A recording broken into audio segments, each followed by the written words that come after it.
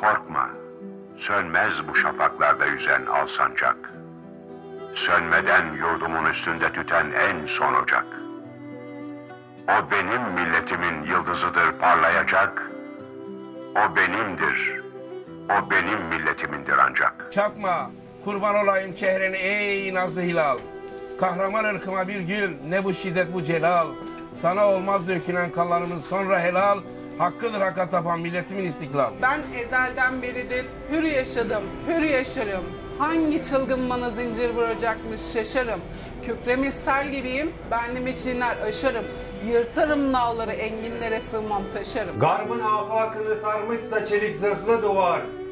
Benim iman dolu göğsüm gibi serhattim var. Ulusun korkma, nasıl böyle bir imanı boğar? Medeniyet dediğin tek dişi kalmış canavar. Arkadaş, yurduma alçakları uğratma sakın. Siper et gövdeni dursun bu hayasızca akın. Doğacaktır sana vaat ettiği günler hakkın. Kim bilir belki yarın, belki yarından da yakın. Bastığın yerleri toprak diyerek geçme, tanı.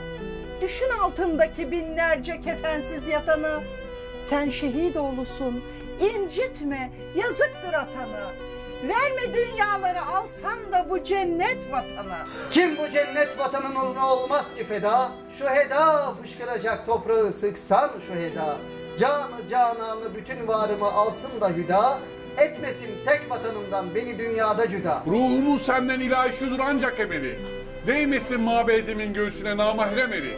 Bu ezanlar ki şehadetleri dinin temeli. Ebedi yurdumun üstüne benim inlemeli. O zaman vecdine bin secde eder varsa taşım. Her gerihamdan ilahi boşanıp kanlı yaşım. Fışkırır ruhi mücerret gibi yerden naşım. O zaman yükselerek arşa der belki başım. Dalgalan sende şafaklar gibi ey şanlı hilal. Olsun artık dökülen kanlarımın hepsi helal. Ebediyen sana yok, ırkıma yok izmihlal. Hakkıdır hür yaşamış bayrağımın hürriyet. Hakkıdır hakka tapan milletimin istiklal.